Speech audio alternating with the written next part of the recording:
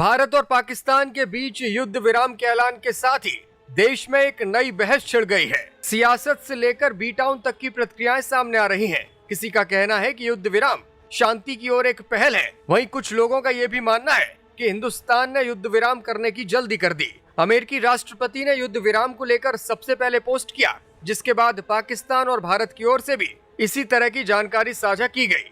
भारतीय सेना की प्रेस कॉन्फ्रेंस में बताया गया कि समुद्र, हवा और जमीन पर सभी सैन्य गतिविधियों को रोकने के लिए हमारी सहमति बन गई है।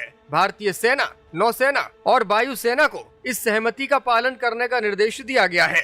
कर्नल सोफिया कुरैशी आज फिर मीडिया के सामने आई। उन्होंने पाकिस्तान के कई दावों को नकारा, साथ ही साथ भारत की प्रतिबद्धताओं को भी दोहराया। उन्होंने कहा कि पाकिस्तान ने दावा किया था कि उसने अपने JF-17 से हमारे S-400 और ब्रह्मोस मिसाइल बेस को नुकसान पहुंचाया। ये पूरी तरह से गलत दावा है।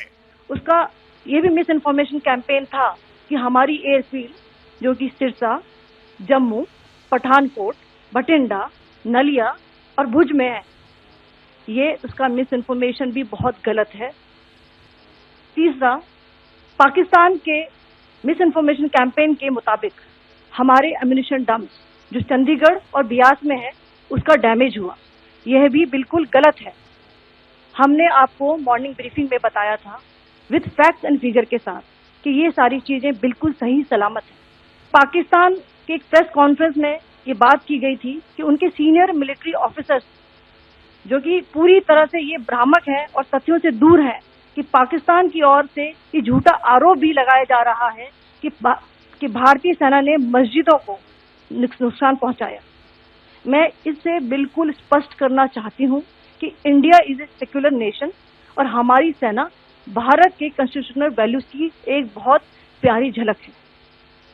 पाकिस्तान ने हम पर झूठे आरोप लगाए कि भारतीय सेना ने मस्जिदों को नुकसान पहुंचाया। मैं ये स्पष्ट करना चाहती हूं कि हम एक धर्मनिरपेक्ष राष्ट्र हैं और हमारी सेना भारत के संवैधानिक मूल्य का एक बहुत ही सुंदर प्रतिबिंब है।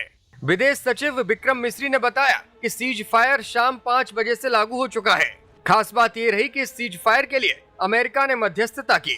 अमेरिकी राष्ट्रपति ने ट्वीट करते हुए बताया कि रात USA की मध्यस्थता में चली लंबी बातचीत के बाद मुझे बताते हुए खुशी हो रही है कि भारत और पाकिस्तान तुरंत और पूरी तरह हमले रोकने के लिए तैयार हो गए हैं। मैं दोनों देशों को कॉमन सेंस, समझदारी से भरा फैसला लेने के लिए बधाई देता हूँ।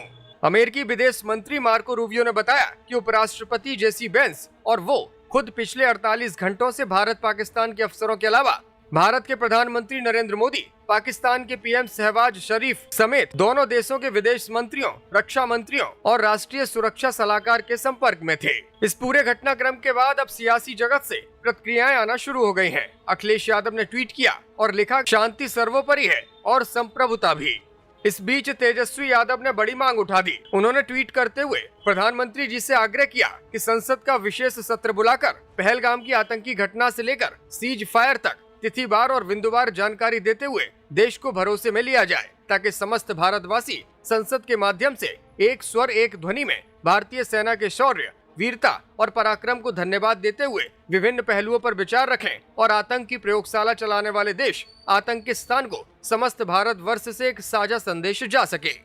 सीज फायर पर जम्मू कश्मीर के मुख्यमंत्री उमर अब्दुल्ला का बयान भी सामने आया। उन्होंने कहा कि मैं संघर्ष विराम का स्वागत करता हूँ। कांग्रेस सांसद शशि थरूर ने भी कहा कि मुझे लगता है कि शांति आवश्यक है और मैं इस फैसले से खुश हूँ। जम्मू कश्मीर के सीनियर भाजपा नेता रविंदर रैना ने भी कहा कि भारतीय सेना ने पाकिस्तान को हर नापाक हरकत की कीमत चुकाने पर मजबूर किया है। भारत ने पहलगाम में पाकिस्तान की गुस्ताखी का जवाब दे दिया है। पाकिस्तान घुटनों के बल पर आ गया। पाकिस्तान भाग्यशाली है कि युद्ध विराम की घोषणा की गई है, अन्यथा वो दुनिया के नक्शे से मिट जाता और धूल में मिल जाता। भारत के विदेश मंत्री S जयशंकर ने पूरे मामले को लेकर ट्वीट किया। उन्होंने लिखा कि भारत और पाकिस्तान ने आज गोलीबारी और सैन्य कार्रवाई रोकने पर सहमति बनाई है। भारत ने आतंकवाद के सभी रूपों और अभिव्यक्तियों के खिलाफ लगातार दृढ़ और अडिग रुख अपनाया है।